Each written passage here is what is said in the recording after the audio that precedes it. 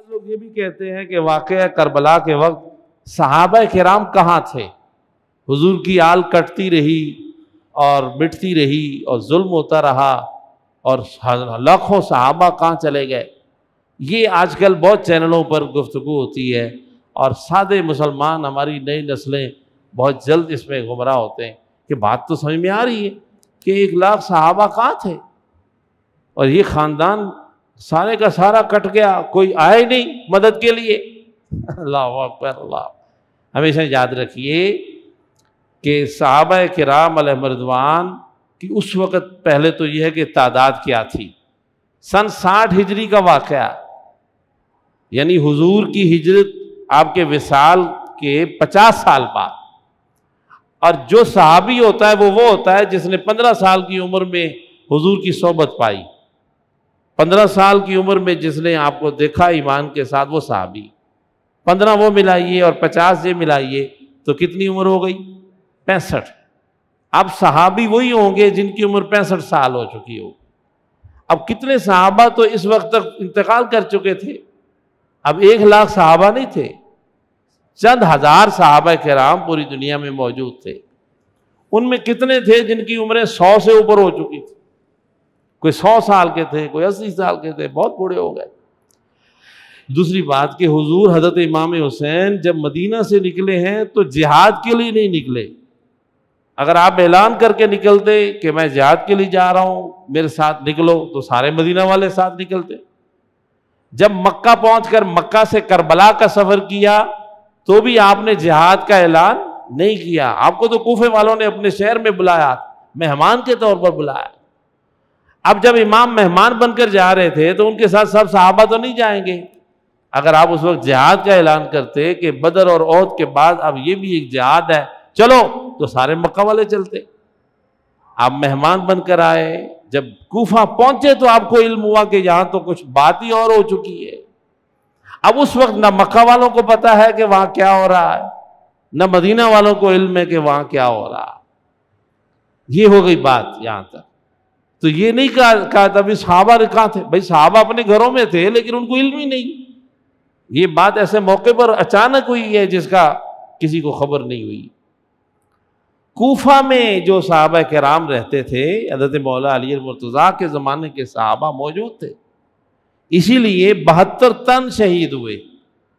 اور یہ بہت بڑی غلط فہمی ہے، اس کو آپ درست کیجئے، اور یہاں کتابیں موجود ہیں، کسی کو پڑھنی ہے تو دل کھول کے پڑھیے کہ 72 تن جو کربلا میں شہید ہوئے، ان میں سے صرف 26 افراد حضور کی اہل بیت کے تھے، امام حسین کی اولاد، آپ کے رشتہ دار، اعزاء اقربا۔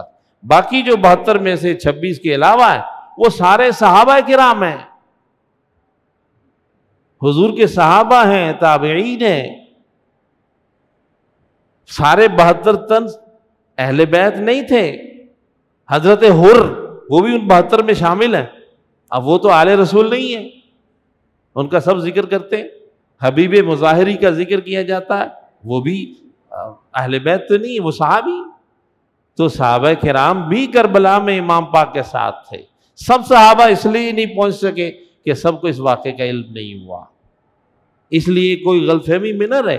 یہ واقعہ صحابہ نے نہیں کیا ہے، یہ یہودی طاقت نے منافقین کو جمع کر کے ایک گروہ بنا کر مسلط کیا۔ پھر یہی وجہ ہے کہ واقعہ کربلا ہو جانے کے بعد مدینہ طیبہ میں جب خبر پہنچی تو سارے صحابہ نے یزید کے خلاف اعلان کیا، تو پھر یزید نے مدینہ میں جا کر یہی جنگ برپا کی، اور وہاں ہزارہ صحابہ، ان کی ازواج، ان کے بچوں کو ذبح کیا۔ پھر مکہ کے صحابہ نے اور اہل ایمان نے، تابعین نے یزید کے خلاف بغاوت کی اور اسے غلط قرار دیا، واقعہ کربلا کی وجہ سے اسے ظالم، اسے کافر سمجھا۔ تو اہل مکہ پہ اس نے چڑھائی کی، مکہ شریف کی دیواریں گرا دیں، کعبۃ اللہ کا غلاف جلا دیا، سین کعبہ میں مسلمانوں کی لاشوں کے ڈھیر لگا دیے۔ یہ سارا کچھ صحابہ کے ساتھ بھی ایسے ہی کیا اس ملعون نے، اور اسی دوران یہ بدبخت مر گیا، 4 سال کے اندر اندر تباہ و برباد ہو گیا۔ یہ صحابہ کا بھی دشمن تھا، اہل بیت کا بھی دشمن تھا۔ اس لیے کوئی غلط فہمی میں نہ رہے کہ صحابہ کہاں تھے. صحابہ کو پتہ ہوتا تو صحابہ کرام حضرت امام حسین کو حضور کے کندھوں پہ بیٹھا دیکھتے رہے ہیں. وہ اپنی جانیں اپنی نسلیں آپ پر قربان ضرور کرتے، اور بعد میں بھی جو جانیں قربان کی ہیں انہوں نے امام ہی کے لیے کی ہیں. یزید سے ان کی کوئی ذاتی لڑائی تو نہیں تھی. وہ یزید کے خلاف جو کھڑے ہوئے تو اس کے کفر اور اس کی برائیوں کی وجہ سے اور امام پاک پر ظلم کرنے کی وجہ سے کھڑے ہوئے. اسی طرح جو یزید کا لشکر تھا 40,000 یا جتنے بھی افراد تھے، تو بعض لوگ کہتے ہیں کہ وہ صحابی تھے سارے. استغفر اللہ، ان میں ایک بھی صحابی رسول نہیں ہے، ایک بھی 40,000 میں سے. اور بہت سارے لوگ تھے اس میں، سب مسلمان ہی تھے، کلمہ گو تھے، بکاؤ مال تھا، غلط کانسیپٹ کی وجہ سے ایسا ہوئے، ظالم ہو گئے، لیکن ان میں کوئی صحابی نہیں ہے.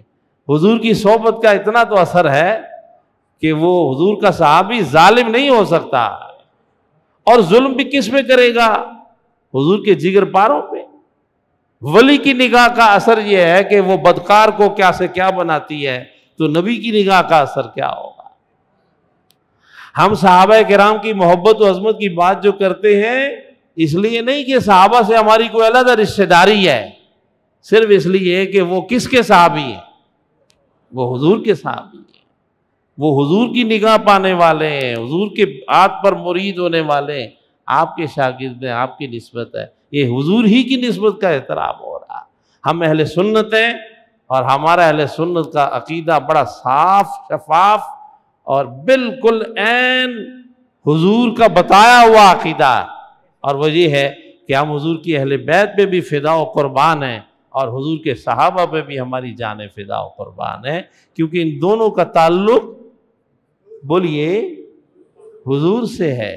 ان دونوں کا تعلق حضور سے ہے. پھر بولیے، ان دونوں کا تعلق حضور سے ہے. اگر کوئی تعریف کرے گا ان دونوں کی تو وہ حضور ہی کی تعریف ہے، اور اگر ان دونوں کے بارے میں کوئی بک بک کرے گا، توہین کرے گا، تو وہ توہین بھی اصل میں حضور کی کر رہا.